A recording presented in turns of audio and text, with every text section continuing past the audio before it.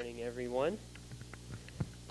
This is I believe it's our third Norm Geisler International Ministries Apologetics Conference. So this is the third in the series, and today we have Reverend Thomas McCuddy. And he is a professor of apologetics at Carolina College of Biblical Studies.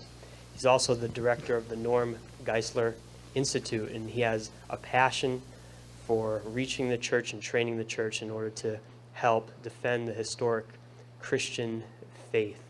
And we're just so glad to have him here this morning. So would you come out, my friend Thomas? Well, good morning. It is a good morning, is it not? Good morning. Okay, I hope you are ready to go this morning. Yes, it's the third time we've been out. This is fun coming back. I'm starting to recognize things as I was driving down the road. I'm able to recognize major landmarks. My whole family actually came with me this time. They'll be coming a little bit later. Anthony and I graciously dished our wives with a horde of children this morning, so they're probably struggling with that coming in. And we were in New Hampshire last night visiting some families, so we've kind of made this all one big trip together. But I'm excited this morning because one of the beautiful things about what I do with NGIM is being able to connect with churches and come back. Because sometimes you have somebody come in and they talk and they share, and then you never get to see them again. And so in coming in here, I see lots of faces I recognize. There's stories that I know from the people that are here. So I feel like I'm kind of journeying with you. And that's part of why we're doing this, is because Anthony and I, again, we were discussing very much the challenges in this region of the country, that it's very different from what we face down south. It's very different. I was in Michigan a couple of weeks ago. It's very different from the challenges they face in Kalamazoo and Owasso, Michigan. It's very different experiences. And so part of what we're doing this morning is if the first time you've ever seen me, you're not going to be lost. We're gonna each time I come back kind of stands on its own, but if you've been coming, you're going to be greatly enriched, because it does in many ways continue what's been talked about and what we've covered. Because what I want to do, my goal, and why would I come from Fayetteville, North Carolina, which if you know where Fayetteville is, it takes about 12 and a half hours is I think what I'm doing now that I'm making the trip multiple times. I got a pretty good average as far as how long it takes to go from here to there. We drive it every time, and I do and again with so many kids, now we have to drive it. But the reason I keep coming back is because I want to help you be the church here. I want you to have the confidence that when you go home and you've got family members who ask you difficult questions, that you have the confidence that you can answer those questions, or at least help them question their question. Now, some of you, have any of you teachers or were teachers? Okay. I know sometimes teachers say there's no bad questions. No, there are bad questions. A question that is incoherent is a bad question in that sense, because it can't go anywhere. And I think one of the things we need to remember is that sometimes when people ask us questions, the questions themselves may not be coherent. The questions themselves might assume something that is just contradictory. And so what we want to do is we don't want people to feel stupid when they ask those questions. That's why I've served 9 years as a professor at a Bible college. Anthony still has not quite learned the name yet. I was coaching him up here earlier how to get that. Carolina College of Biblical Studies. He did get it this time. He calls it something different every time. So having served as a professor, and I encounter that where sometimes I get these questions, and I hear, as I've taught you before and as you've heard before, there's a question behind the question. There's something that's motivating that. And the question, what's behind that question sometimes is a bad assumption, a misconception, maybe just the wrong view of reality. So that's why this morning when we talk about evangelistic apologetics, it's not a script, it's more of learning how to engage with what people already believe, with the questions they're asking or the statements they're making. For example, if somebody, and my undergrad is mathematics. I've told you that before. I have an undergrad. My bachelor's is in mathematics. I know I look too cool to have a math degree, but I do. So when a student asks me, why is 2 plus 2 5? That's one of those kinds of questions where you really can't answer that, can you? Because 2 plus 2 is not 5, is it? You almost have to kind of back up, and you have to then ask, how did you come to that answer? How did you come to the conclusion that 2 plus 2 is 5? You're asking me why it is, so how did you come to that conclusion?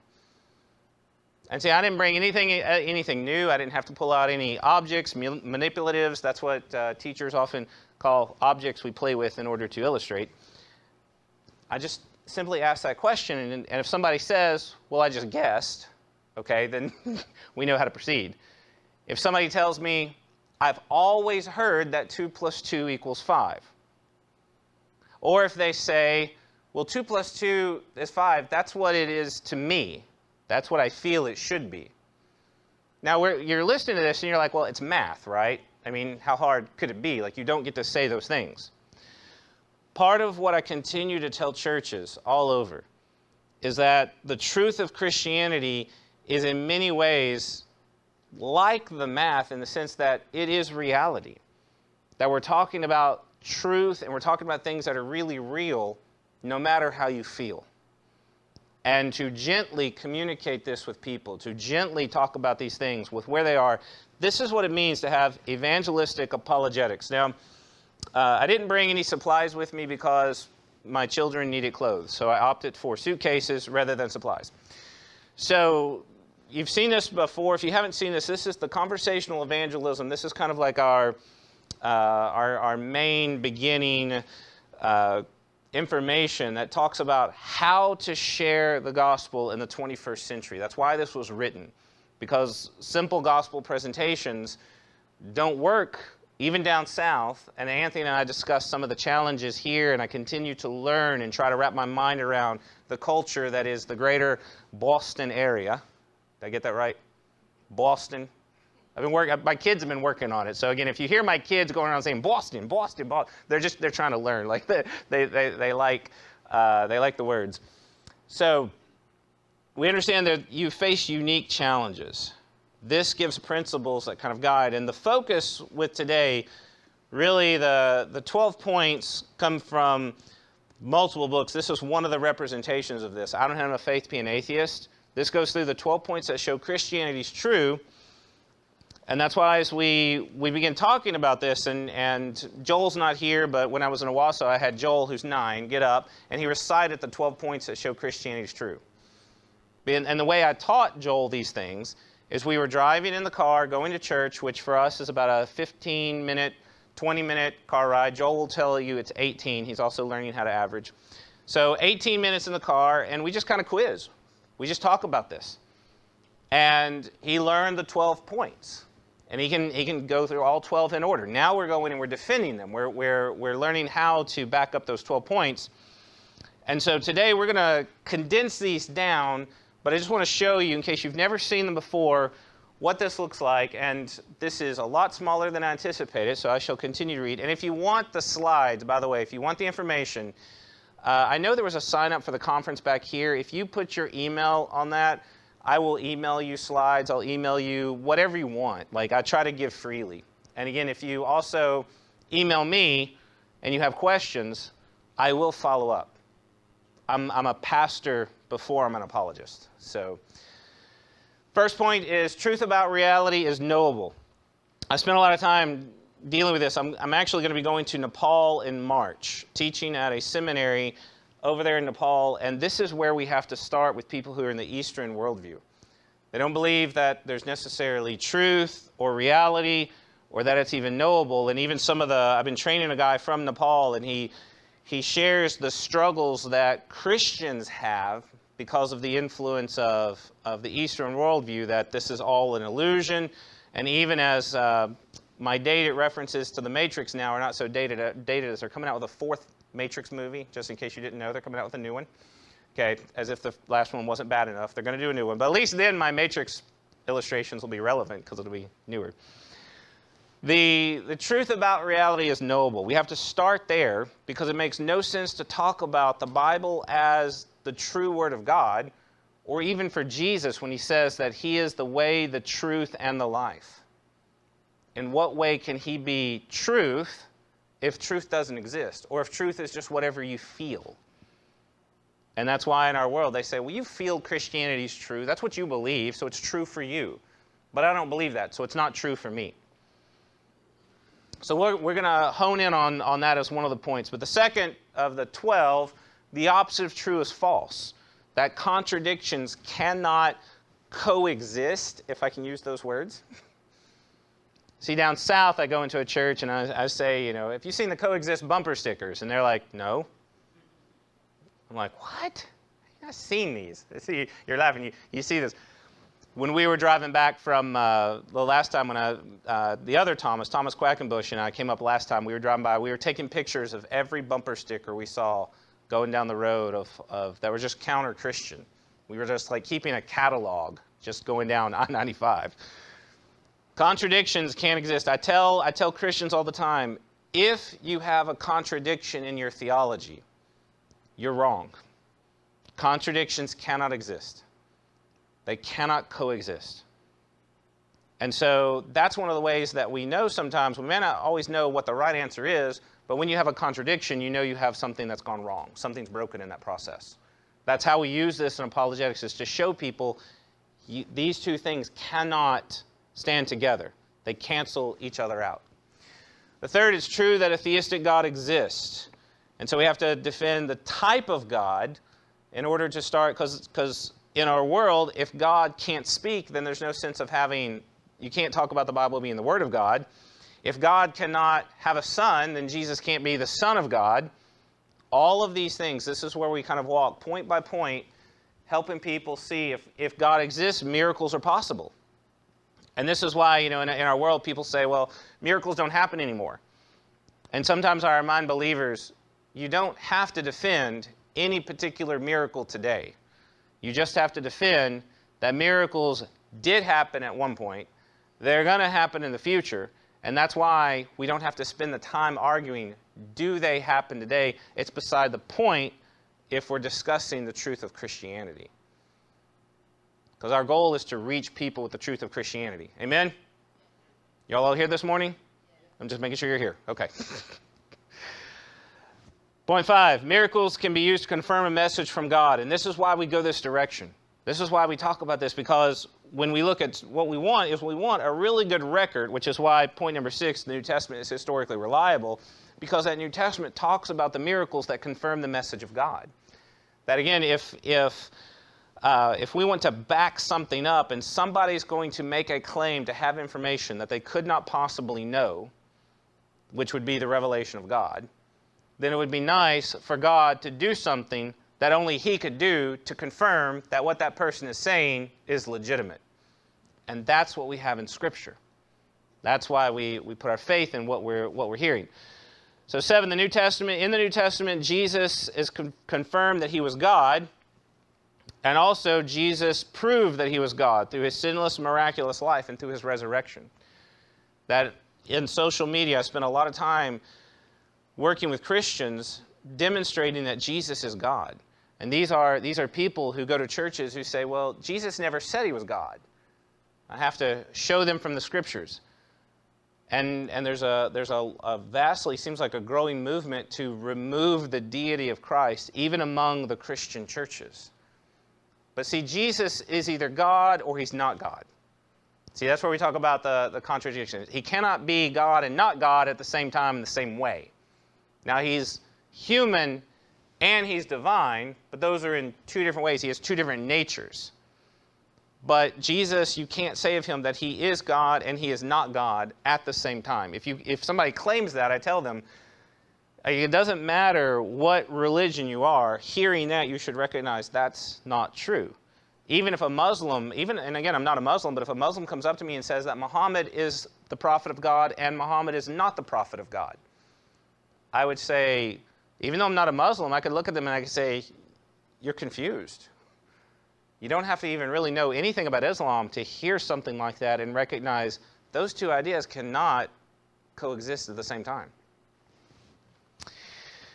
Point 9, therefore Jesus is God.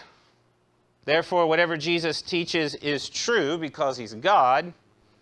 Jesus taught that the Bible is the Word of God, and therefore the Bible is the Word of God, and anything opposed to it is false. These are the 12 points. So again, we're summarizing this, showing you it's like, wow, you know, that's 12 steps. Takes in our coaching groups, takes us 12 weeks. At my Bible college, I spend 16 weeks going through all this information. We're going to knock this down to 4 steps. So that's the goal this morning. That's why in your handout, everybody got a handout? Anybody not got a handout? That's usually an easier question. Okay, so a not handout down here. So that is, where did Anthony go? He ran away. So in your handout, this is what we're going to be focused on. 4 main ideas that give us really the 12 points in 4 anchor points, and the common objections, the common things we hear, and it gives you a chance to kind of examine how would you respond to this, and then we can kind of talk about how do we respond in a way that moves the conversation forward. Okay, a little bit more than that in just a minute. So 4 things we're going to look at. First is truth, and we'll even keep it just to 4 words. We'll keep it simple instead of sentences. 4 things you have to engage in order to lead someone to Christ. First, we have to have a concept of truth. Then we have to understand the concept of God. Then the Bible. Then Jesus. In that order. I've had conversations with people where when we're doing the information about miracles, and they'll say, well, miracles prove that God exists. Here's the issue with that. The question is whether or not God exists. And miracles are only possible if God exists. If we live in a godless world, and somebody says, I've seen a miracle, we would be very quick to say, you saw something, but it wasn't a miracle. I know last time I was here, I used the illustration of a unicorn. No one came in here and rode on a unicorn. I've since used that in another way. I know Rick, so I'm going to pick on Rick. Okay? So Rick, plus anyone who sits on the front row is fair game. So, and I haven't quite learned your names yet, so I'll get there. But Rick, plus I make him mad, I don't care. So Rick says, right now, that he's being attacked by a unicorn. I'm saying if he did. So Rick is saying, yeah, this unicorn won't leave me alone. He's poking me with his horn. And I'll be like, Rick? He's like, but I feel it. I feel it. He stabbed me right here. Right here. He stabbed me. That's what a delusion is. He is genuinely experiencing a delusion, but he's not experiencing a unicorn attacking him. This is what happens, and this is why people sometimes confuse feelings with reality. Because that's what happens, is he's really feeling something. I'm not doubting that. People, when they have, again, being in Fort Bragg area, you find and you meet veterans who sometimes have lost appendages, and they will talk about the phantom pains. They will talk about having lost an arm, like genuinely in their mind feeling like something's wrong with their arm that's not there. And see, I don't deny the feelings. They just don't correspond to what they say they're feeling. And that's why, again, you've got to deal with the reality of what you have. And that's why Rick, with his unicorn issue, unicorns don't exist. You got issues, but a unicorn's not one of them. Amen? You with me? Okay. So that's why when it comes to the miraculous, and I've done this with believers. I had a lady who told me she spent 15 minutes explaining the miracles she's seen in her life and all these things, and I just gently said, with all the love of Christ, if God does not exist, everything you've said is false. Because God's existence is the question. Without God, you can't have the acts of God. You have to have God before you can have the acts of God, right? You have to have God before you can have the Word of God. You have to have God before you can have the Son of God. So that's why this goes in this order. Truth, God, we have to establish the Bible, and we have to do that because it's the Bible that talks about Jesus. The revelation of God tells us the things that we cannot know many of the things that we cannot know on our own. You can look at the history record, and you know that Jesus died. There was a guy named Jesus. He was crucified under Pontius Pilate. We have this nice, amazing historical record that corresponds exactly to what we have in Scripture. So the atheists, the ones that are sophisticated, they don't deny that Jesus was crucified. And many atheists won't even deny that he was resurrected. But they'll tell you whatever happened, it wasn't God because God doesn't exist. The Scripture tells us that not just that Jesus was resurrected, but also tells us something we cannot know on our own, that resurrection paid for our sins. And if we don't have that Bible, then it doesn't matter what you know about Jesus, because whatever he did, you don't know what it did for you. So this is going to be our goal. We're going to cover 2 of these, and we're going to go to break at 11, right? Or right before 11? Is that the time we're on? Somewhere? Okay. We go to break when I'm done. Okay. So first we're going to hit the concept of truth. So if you take a look at your handout, and again, I've got some of those things that are listed there. I listed out the 12 points there for you so that you can have these, you can see what this looks like.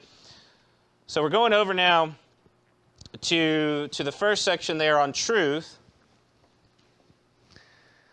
And so truth about reality, this is our issue. Somebody comes along and they say the thing, it's true for you but not for me. So the first thing we have to do with all of these statements, and again, I just give these for you if you're a note taker, you're so happy that you have something to write on. If you're not a note taker, then you've already lost your sheet. So as we deal with this, when somebody says, it's true for you but not for me, every one of these, we want to identify what's the problem, what's going on, what's the question behind the question, what's happening here. So somebody says, that's true for you but not for me, and I would like this to be a little bit more interactive. So just out of, and again, feel free, if somebody comes up to you and, and you're saying, I believe in Jesus, they say, well, that's true for you but not for me. What's the problem with that statement? What would you say? One but not true for somebody else. Is it true or false? Or it can't be one or the other. Okay. Okay. He said it has to be, can't be true for one and not true for another. It's not just a matter of perception. A lady did this at a conference. She said, and I'm not a lady, but she said as a lady, I can get pregnant. She says, is that true for you? No? So What's true is that she can get pregnant. I agree with that as true. It's not true that I can get pregnant, but that's a different statement altogether. Can y'all hear him? He's being really, really quiet. On the issue of a lady who says, well, I can get pregnant, is that true for you? What you say, and your first answer was no. The answer you give, if me being a man and a woman looks at me and says, I can get pregnant, is that true for you? My immediate answer is yes. It is true for me that you can get pregnant. And we're not being facetious because that was what she said, and that's what you were getting at a second time. That's what she said. It's true that I can get pregnant. Well, absolutely. It's true for me. It's not true of me.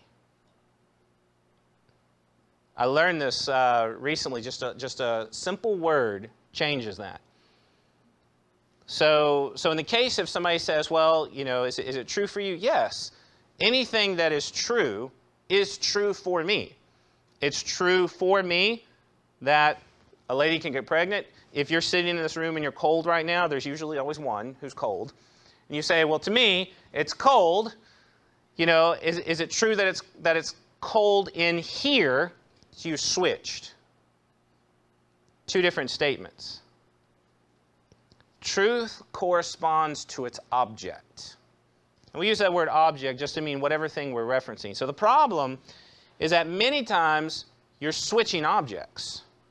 That they'll say, well, Sharon says it is cold, and I say it's hot. And you're like, well, it's true for me that it's cold, and it's not true for you that it's cold. We're talking about Sharon feels cold, I feel hot. Those are 2 separate objects, 2 separate statements. And it's absolutely true for me that she feels cold. It's absolutely true to her that I feel hot. Now we ask the question, is it cold in here? We need to clarify terms. What do we mean by that? What do you mean by cold? That's just an ambiguous term. That's one of the other things that happens. That's one of the other problems. There's two problems. First, we change the object. The second is we have ambiguous terms. Because they'll say things, well, you know, it's true for me that it's hot in here. What does that mean? What do you mean by that? Because we can look at a thermostat, which, if I knew where a thermostat was, we could look at it and figure, okay, my eyes are not that good. What's the temperature right now? 63, okay? So it is 63 degrees in here, and some of us would say, well, that's hot. Others would say, that's cold. We're describing our individual experiences. Switching the object. The two things that go on, switching the object and ambiguous terms. So when you answer, and somebody says, that's true for you but not for me, well, again, most of the time the answer is going to be, yes, it's true for me, whatever it is you said about whatever object that's out there. They say, well, Muslims believe in Allah and the Quran. That's true for me, that Muslims believe in Allah and the Quran. You know, that some people, you know, are atheists. It's true for me that atheists exist. I don't deny the existence of atheists. I don't deny that they believe that. Now, it's not true of me. I don't follow in that. And plus, I believe atheists, it's true, atheists exist, but it doesn't make atheism true just because some people believe it. You understand that if that's what somebody says, well, it's true because they believe it, does Christianity get that same pass? Does that get to work for Christianity? And the answer is no. And think about it this way. Somebody says, well, we'll move down. It actually applies a little bit later. So this is one of the common statements. And the other thing we talked about a little bit was the coexist. That second thing, all people of all religions should learn to coexist. And we see things like this. We see the bumper stickers. There's lots of different varieties. How do you respond when somebody says, you know, all people of all the religions should learn to coexist? What do you do? What's the problem there?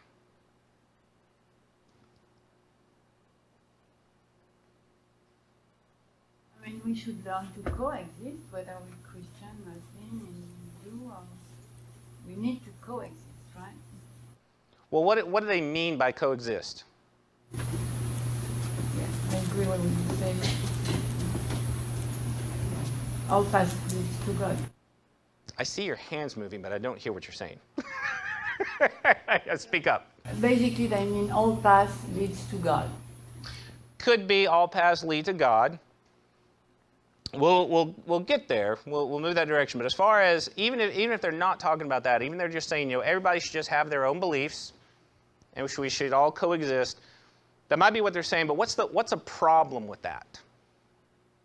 We run into a problem when we try to implement this. What's the problem that occurs? Everyone can have their own truth, and it's not our job to convince anybody else of the truth. That's what they want. They want everybody having their own truth, and you know, everybody keep to their own little circles. But there's a problem with that. There's a reason it can't happen. What malfunctions? Well, with everybody's different point of view, it could actually, it's kind of antithetic to the idea of coexistence, because if everyone has their own truth claims about their religion, then I would think it would introduce some kind of chaos where people are not coexisting because they have their own truth claims about their religion, which is, you know, comes into conflict with other people and their truth claims about their religion. I love that word chaos. the problem with the coexistence, and the whole idea is they want everybody just to be in the same room and everybody just getting along. The problem is the contradictions in these religions that don't allow for them to exist at the same time. This is what happens when, again, part of the problem, it's not on this one, but on the traditional, if we should call it that, the traditional coexist bumper sticker, you have like the two genders popping out. So one of the problems, even in the LGBT community, is they're going to claim 2 genders, no genders, 32 genders, you can swap genders, gender doesn't mean anything, and gender means everything. How even in the midst of that community can you coexist?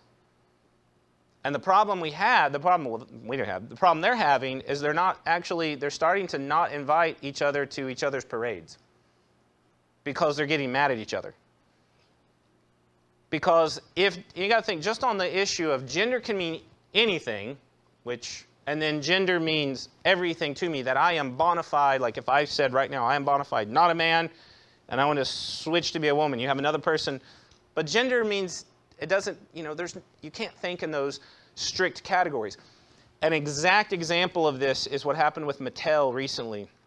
If you saw that Mattel has introduced the transgender Barbies, basically, they can swap, you know what I'm talking about? Y'all seen this? Gender neutral, yeah. Which again, you basically, you look at it as like a boy on one side, and you can swap it and become a girl and do all this gender neutral stuff. One of the representatives from Mattel specifically said he's really worried that they're going to make gender neutral its own category. And they don't want gender neutral to be its own category and to be its own thing. But at the same time, they don't want to offend the people for whom it is a thing, but then they don't know how to make it not a thing and a thing at the same time. And like literally, I'm reading this article, and that's the key problem, is that contradictions cannot exist together. Like you might be able to ignore one another, but somebody, and when you have mutually exclusive ideas, somebody has to come out on top. This is one of the issues with Islam, is that one of the key ideas behind Orthodox Islam is Sharia law. And the Sharia law is completely contradictory to American law. You can't have Sharia law and American law at the same time. They cannot coexist. And so if a Muslim believes that, they're being suppressed if they don't get to have Sharia law, and we're like, well, you don't get to set up an independently operating government on U.S. soil, we have a contradiction. They cannot actually, sometimes ideas can coexist. Again, and Thomas Jefferson was the one who said that a person's particular beliefs doesn't pick my pocket. He kind of goes on, he's like, it doesn't matter to me. But Jefferson was living in a much more homogenous society where everybody was pretty much of the same worldview. That you cannot, and think about this, you cannot have a religion that says you must go out and tell people, and at the same time have a society that says you're not allowed to tell people. Those ideas can't coexist. One has to win over the other. One has to reign supreme over the other. So this issue of coexistence, my answer is that even on this list, you have people that cannot exist together. Think about it this way. For those of you, if you're married, you either have to make decisions together, democratic, or one person makes the decisions. I really want you to think about it. No, let's do both. Let's be democratic and one person controlled. And I want you to kind of let that sink in for just 1 second, like that doesn't work. Those two ideas can't coexist anymore. And sometimes people ask me why there's so many churches. I said, if you have a church that's congregational led and you have a church that is like authority led, those two churches can't operate together. They're two entirely different forms of church government. Not that we even say one is bad or wrong. It's just you can't put them together because they can't operate that way. The problem with coexist is it becomes non-functional. You eventually can't get there. And so when they say coexist, my answer is I say you're supposed to live with any view, right? Everybody's right. Well, my view is that everybody else is wrong. Do I get to coexist? And most of the time they're like, well, no, that view's not allowed. That's the problem. That's the issue. So what we want to do, again, as we share this, we're trying to surface, as I've said before, we're trying to surface the doubts of people's beliefs. We're trying to show them, you're making these claims that just can't work. And this is why on the issue of truth, and one of the talks I gave here was on worldview replacement, what we're doing is we're just showing items of their worldview are broken. They're not operating together. Another statement for number 3, and everyone has their own truth, and this illustration shows this, that I've seen this running around on social media. 2 people are looking at this item down on the floor. Just because you're right does not mean I'm wrong. You just haven't seen life from my side. Again, everyone has their own truth. Everyone has their own perspective. So let's start. What's the problem with that? What makes this thing basically blow up on itself?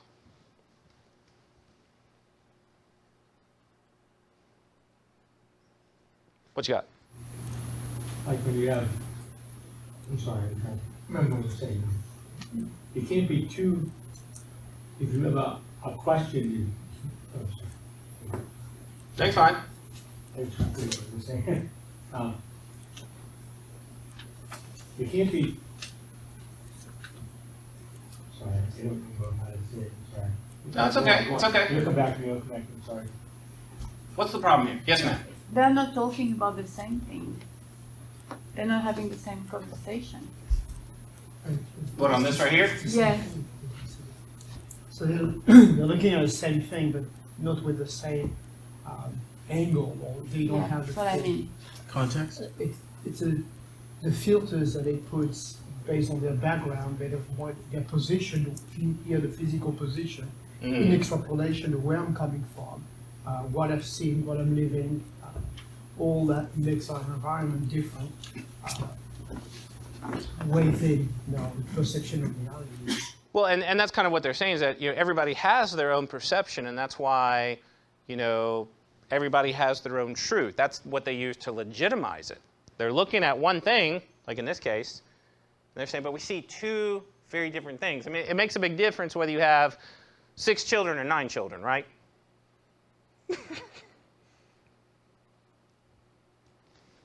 What's the problem here? What happens when the truths conflict? Well, that's what we've said, that there's a big difference between 6 and 9, right? Is it just a matter of perception that you have 6 kids or 9 kids? The answer is no. Okay, y'all weren't quick on that. The answer is no. Trust me. There's a big difference between 2 and 3. Once we had our third, I try to explain to people, when you have 2 kids, you can always divide and conquer. The third, they outnumber you, and your world ends. So there's a big difference between even 2 and 3. There's a big difference between 6 and 9. The problem in general, when somebody says, that truth is just a matter of perspective, everyone has their own truth, the question I then ask is, I say, my truth is that everyone doesn't have their own truth. Is that true or not? And we have to stop and think about that for a second. Here's another example using the worldview filter, because this just happened this last weekend, where we're in the middle of pastor search with my church. I'm an interim pastor there, and we were doing these interviews. And one of out in our area of North Carolina, it's a huge drug problem. A lot of methamphetamine, the meth problem, a lot of issues, pills.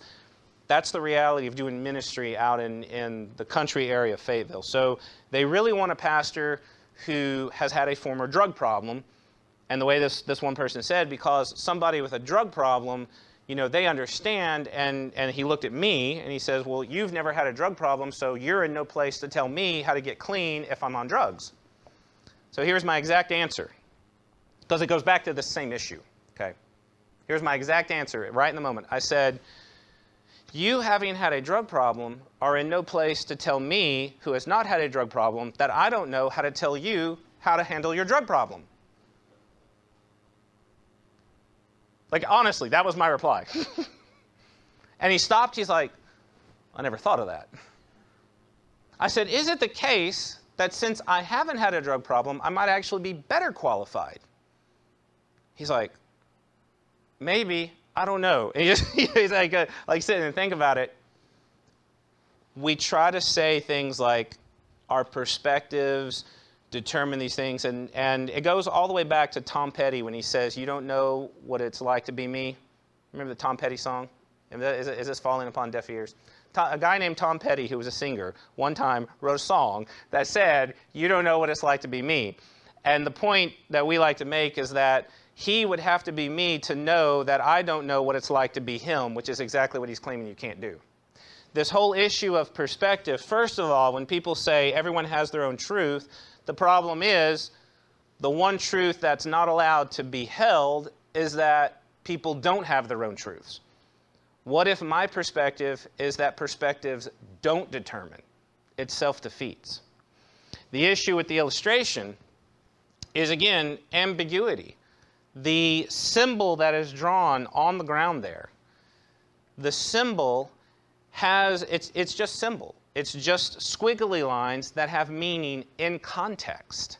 So they take a particular situation, a symbolic notation, and they say, well, without context, you don't know what it's like. But there are things like right and left have to have an object. Nothing exists in rightness or leftness. You have to have an object. When you're out in space, what is up? Whichever way you're oriented, right? What's up in space? You have to have a foundation. So what they do is they take a particular ambiguous notation. They say, look, it depends upon how you look at it. Well, that's the point of symbols. You can flip them around and make new things. That's when I was doing this the other day with just the letters in our alphabet. I was having fun. You know, there's the N, flip it around. Now it's a U, flip it on the side. Now it's a C.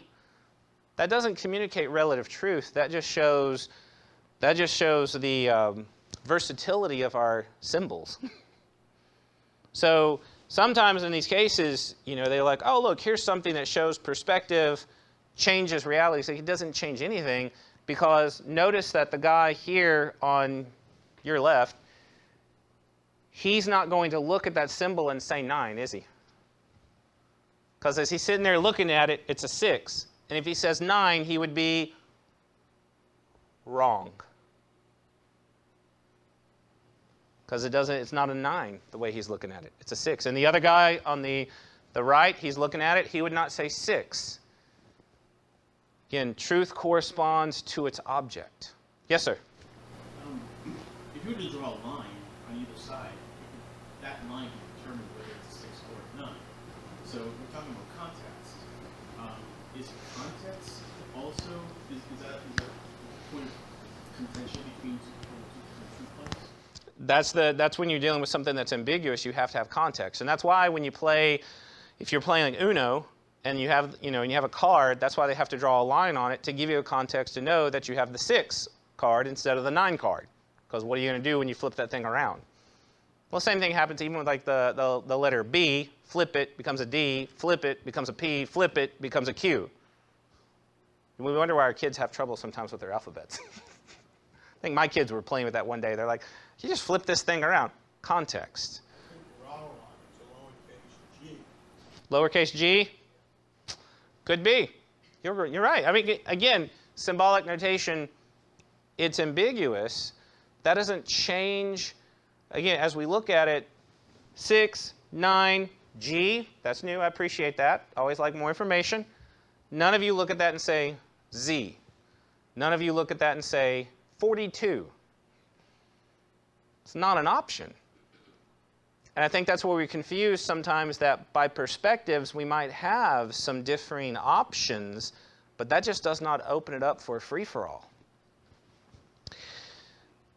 One more as we talk about pluralism and this issue of truth. If there's so many different ideas about God and truth, then who's right? And that's kind of what we were mentioning earlier.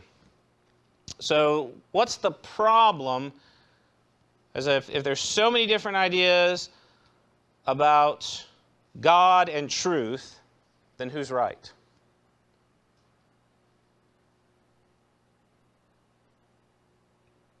What's the problem with that statement? There's so many different ideas. How can we possibly know who's right?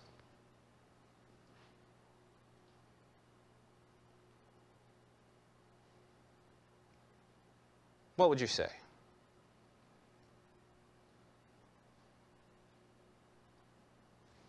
Look at an authoritative source of information.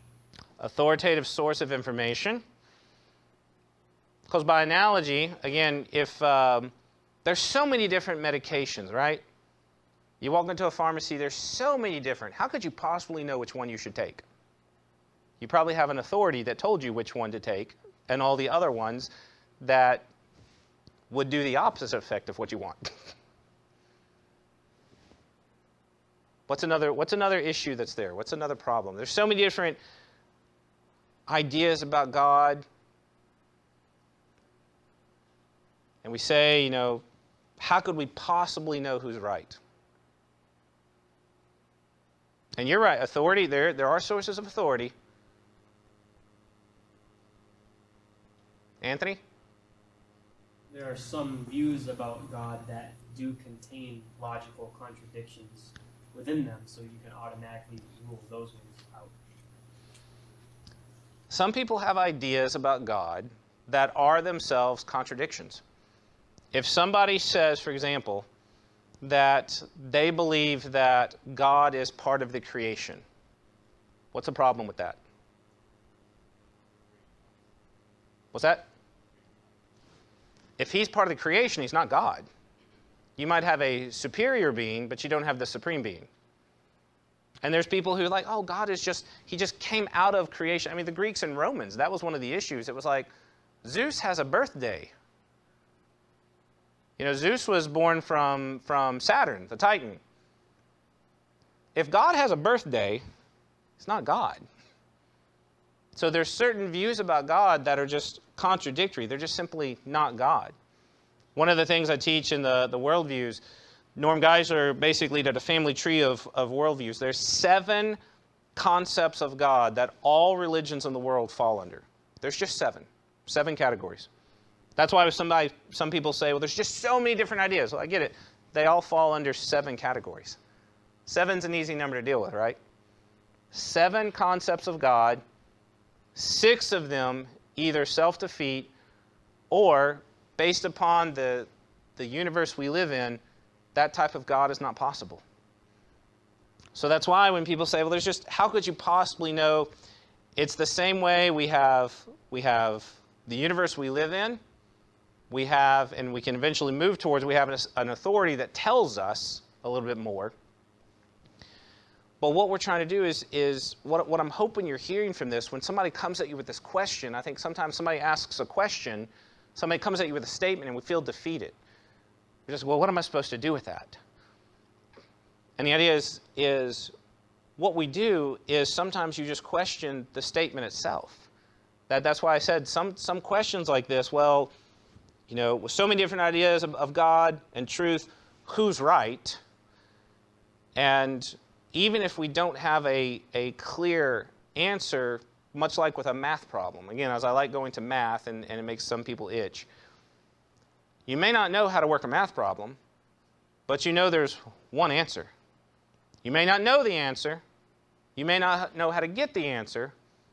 But if somebody comes up to you and you have a math problem and they say, I think it's 37. Why? I just turned 37. Sounds good, right? I turned 39, but I'm just saying. Somebody just makes up a number, because it's my favorite number, 7, my favorite number, I have 3 kids. The answer's 3. People are doing that same thing when it comes to God. Well, I just like to think of, and they promote an idea, it's genuinely what they think of as God, but it doesn't match reality, nor does it match the nature of God. When I was in college, I may have mentioned this before, I had a lady I was working with in the computer lab, and she comes in and she says, God is like a flower. God is in the center, and all the petals represent the different religions. And she says, isn't that beautiful? And I remember being there in college, I remember thinking to myself, yeah, that's beautiful, it's just wrong, but it's beautiful. And I wasn't sure how to answer at that point in time. The way you answer, and again, with some of those analogies, when you have a flower, the petals are always of a certain kind. You don't have a rose petal, a daisy petal, a tulip petal, a lily petal. No flowers like that. That God, if he's in the center, what you notice is that whatever comes, whatever's connected to God is always of the same kind. I think that's a much better illustration, again, why in Christianity we might have different distinctions among denominations, but you don't get to have different species of flower off of that one center. I've never thought about that until just now, by the way, and I heard that complaint back when I was like, that was probably 1999 when I heard that. This is why we sit and think about these things. We can give good answers. We can give, when people throw things at us, we can very gently hand this back, and this is not what you think it is. Why not go back to your original question of where did you get that concept that to say that instead of trying to prove it wrong, say where did you get the concept and ask them because she's it's the sick person's I don't believe in hell. Where did you get the concept of hell from? Did you make up the concept of hell? Right. No, I got it out of the Bible. Well, No, you're right on point. And CE, that's one of the first. If you don't know anywhere else to start there. You ask, where did you come to that idea? Where did you get that from? Now, the problem with our world now is that most people, well, I saw it on the internet, which is the source of much grief and woe. Because I see these things rolling around all the time, and people jump and latch on to an idea that they're presented with. They're not coming to it through a thought process. They're seeing it, and it strikes their fancy, whatever the fancy is. It struck it, and they're just like, beautiful. And I'm like, yes, that's beautiful. Or even, was it John Lennon in his song, that it's all about love and no religions, all that. Interesting idea. It's just not possible. And again, there's a poetic nature, and I think that's also why people like C.S. Lewis have such great success, because he wraps the truth in a story, and that resonates with people. And I think that's one of the things that the world is providing is a story, a narrative, and it's pulling people's hearts, even though it's not true. Because I'm one of those guys that when I watch a movie and things don't line up, I gripe about it. Like as soon as time travel starts in a movie, I'm like, nah, paradox, that can't happen. Back to the Future movies, they go to the future and they find themselves. Well, there was no self for you to find in the future because you left back in the 80s. Like the whole premise of the movie, I'm like, nope, not possible. Nope, great story. Love following the journey. It's just not true. It's just not possible. So, concerning the issue of truth, a couple things that we talk about in the 12 points. Again, truth corresponds to reality. If it isn't real, it isn't true. And people talk about, well, I have my own reality. We've discussed that. There's a difference between what you think and what really is. That I don't deny that some people do live in their own happy little world. Like I said, I have 3 boys, so I watch this. People living in their own happy little world regularly. Doesn't make it true. Truth does not contradict. You have contradictions when you have errors. You can have truth that's contradicted with an error. You can have errors that contradict themselves. But truth will never contradict. We know truth by conforming our mind to the object. This is why a simple thing that when I want to know what something is, I'm wanting to understand it. So in that sense, my mind needs, and we use this language, I want to wrap my mind around this concept. That if I want to understand what a political theory is, if I want to understand what a particular story is, if I want to understand who a particular person is, then I need to go out and my mind needs to conform to that person, because again, if I just decide that I'm going to decide exactly who Rick is, and in my mind, I keep telling you, well, in my mind, I think Rick is this way, and, you know, it may or may not be true. It is what I think. And again, if you talk about different perspectives, that's why I know what I think of Rick is very different than what Anthony thinks of Rick.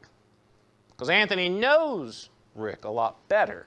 It's not just about perspective as a son. He knows him better. He's seen him at his worst. He's seen him at his best.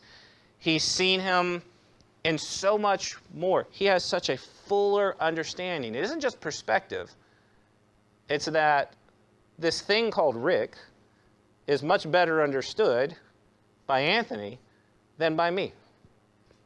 This object into this person. That's what we do. We do that with Rick. We can do it with a stick.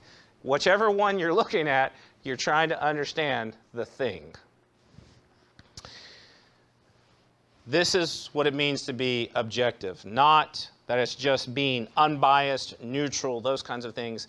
Everybody's biased. That's the other thing. When you encounter the world, well, you're just biased because you're a Christian. Everybody's biased. Atheists are biased. Everybody's biased. It doesn't mean that you're not capable of understanding things as they are. I'm very biased about my children.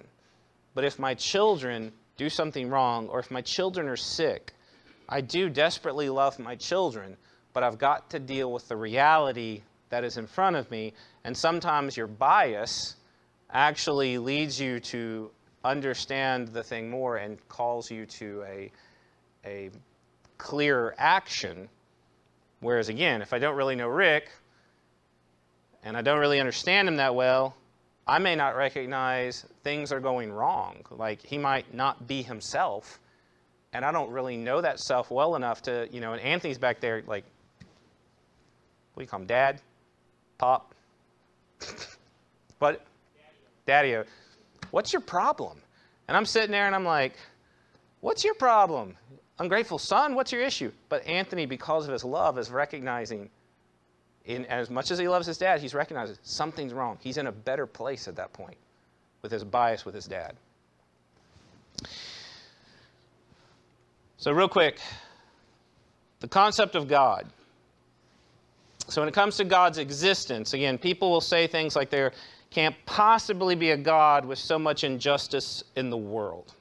A statement heard many times over. What's the problem with this statement? What's going wrong when you hear this?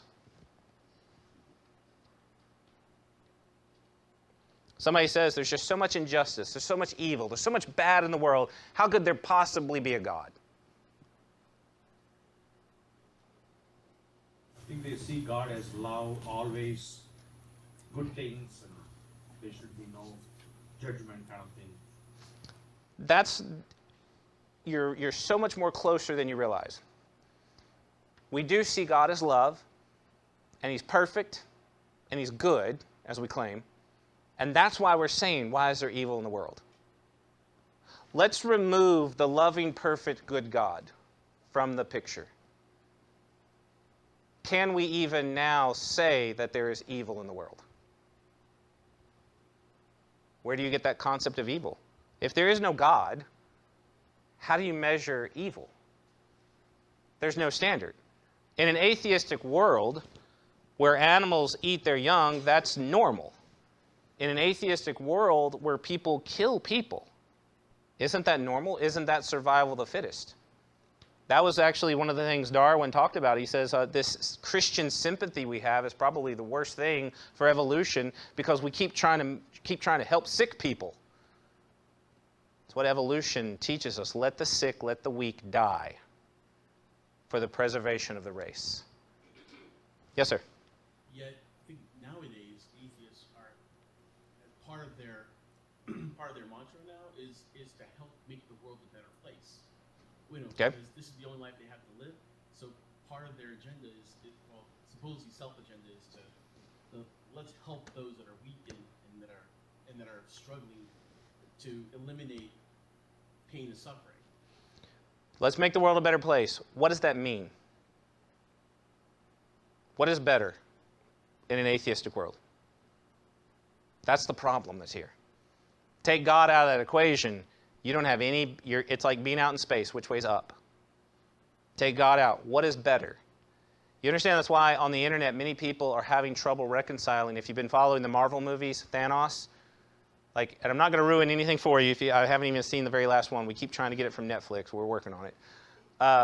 But I do know, and one of the main ideas is Thanos wants to kill half the people in the universe.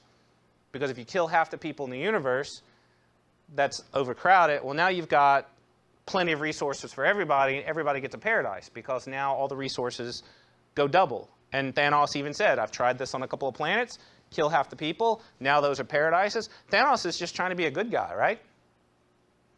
And most people look at that and they say, no, you shouldn't kill people. But the question is, why? In a godless world, and with all this suffering, if you're able to eliminate all suffering, but at the expense of 1 out of every 2 beings,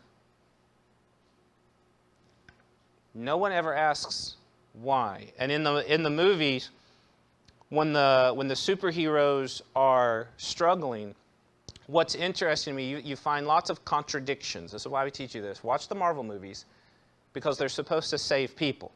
And superheroes like sacrificing themselves to save lots of people, right? Follow the Marvel movies and see if you can follow where the superheroes did not sacrifice themselves and hundreds, if not thousands, of people died because of it. That's what you're finding in the Marvel movies. Now, wait a minute. Isn't that narcissism? Isn't that selfish?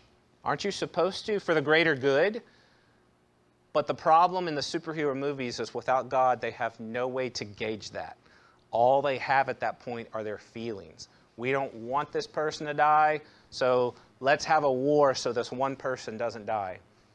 But Thanos is over there saying, you want everybody to live happy? I got a solution, and just give me this cool little glove, and it happens. When people start complaining, and that's why I love what you said, the problem of evil is only a problem if God exists. Evil's not a problem if God doesn't exist, because it's just what happens. But there's something in our nature. So my reply, there's something in our nature that cries out that injustice is wrong. And you don't have a way to define that without God. I've tried to explain this again to my little brother who's a criminal justice major. I was like, by what standard do you have justice? Or is something just simply because the American government says so? And he won't answer. He won't engage on that topic. Concerning God's existence, you might hear a couple of different things, such as to each their own. Everyone has their own ideas of moralities, and morality is just opinion. What's going wrong with these kinds of statements? What's the problem?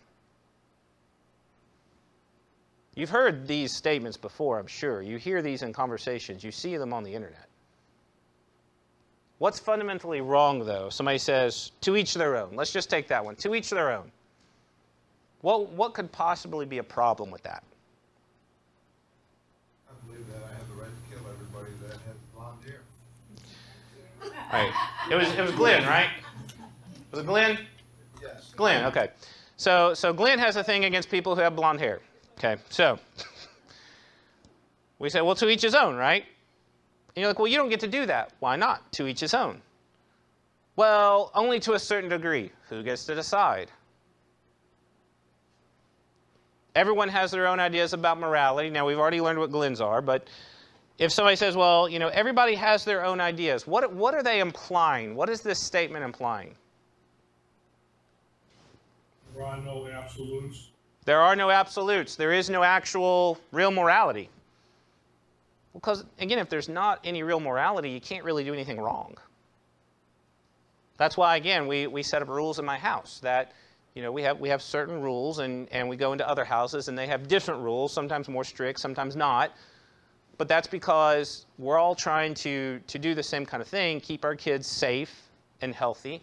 And that's why My kids the other day were playing the game called Pull the Other Person Out of the Chair. That was the name of the game that they were playing. My 9-year-old and my 5-year-old. Okay, so they're pulling each other out, and I understand why. I mean, it is fun. I get it. But, you know, that's dangerous. So I'm like, okay, you can't do that. So they said, okay. 10 minutes later, now they're playing the, how did you rephrase it? It's now yank the other person out of the chair, something like that. So it's not the same game, right? We renamed it. We're about to play Daddy's game of you're going to go sit in your room for a while. Because I love my kids, and I'm like, I'm not trying to ruin your fun. And one of them did get hurt through it. You know, that's kind of how I found out the second time. One of them hit an object, and I was like, that's the point. When it comes to morality, these rules, they're not arbitrary. That's good laws in our country. All laws are based upon morality. That's why there are speed limits, because you're not supposed to endanger other people with your maniac driving. And I just say that because I have to shift how I think of driving when I come up here. It's not like driving in the South. In the South, you need to get over. As my wife says, you know, they'll let you over, your grandma over, and your cousins over also. Like, everybody gets over. Here, I mean, the lanes were going down, and I was like, the only way I got over was the guy, like, pulled up beside me because he wouldn't let me over, and I, like, looked at him and glared at him and gave him the look of crazy, and then he backed off. And I was like, have to change how I think about driving up north. Those laws are in place for protection, and if there's no government, there's no laws, right? No government, no laws. And if there's no laws, it's a free-for-all. If there's no God, there's no morality. And if there's no morality, it's a free-for-all. And then Nietzsche's words come full circle. It's just a will to power. Whoever has the will to exert the power, that's what you get. And we would look around, and I would just dare say that even in our own nation, in its brief history, haven't there been times where we have had an exertion of will to power that has led to the death of innocent people? From beginning to end, we see this with different people. This is not good. So when people say morality is just an opinion, is it just your moral opinion that morality is opinion? Or is there really things that are good and things we ought to do? And that's why I love when atheists say we should make the world a better place. Why should we do that? Listen to the language, that word right there, a should or an ought. Why should we? We know that's what they're doing. We want the world to be a better place. That's different from we should make the world a better place. Hear that difference. Because you only get the should or the oughts when there's a morality that you have to abide by, and that only comes from God. So when it comes to these issues, and again, so much, the number one reason atheists give, and probably the first place they go in attacking Christianity, is this problem of evil. But evil cannot exist without good. The point we make as Christians, God created the world good, and evil was the corruption of those good things. Because people say, well, why did God make evil? He didn't make evil. He made good things. And those good things became corrupted. Things can't be messed up if they weren't first created differently. So if God created the world broken, He didn't create it broken. That's the way He made it. That's kind of like when some of the toys that my children, like when they make something, and I look at it, I was like, well, that's the way they made it. That's not quite right, doesn't quite function, but it's not messed up simply because that was the way they designed it. God did not design a broken world, because if He did, it wouldn't be broken. It's what He created.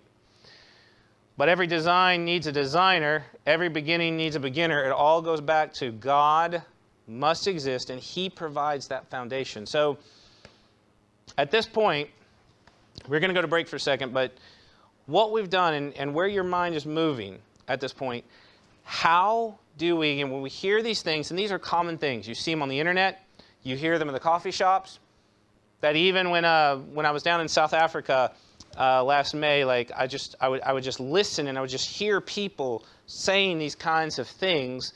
And actually, it was at the coffee shop. We were discussing the whole issue of the force and the religion of the force. And even as we began discussing that, people came over, which is why I also knew I wasn't in America. That doesn't normally happen in American coffee shops. They just come over and they just start talking to us. They're like, "What are you talking about? You know, what are these ideas?" When you're in conversations with people and they say these things, our goal is can we flash a glimmer of light? Can we, through what they're saying, maybe present an idea in a way they've never heard before? Because in those moments, again, if they're entrenched in their worldview, you very rarely in a 10, 15-minute conversation, you're going to have a lock, stock, and barrel conversion of complete ideas.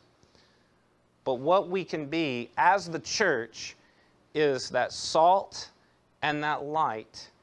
And sometimes it's the little flash of light that leads people to the end of the tunnel where they've been spending their lives in darkness. That's part of our goal. Let's go to break for 10 minutes. Okay, Pastor says 10 minutes, and then we'll finish up afterwards.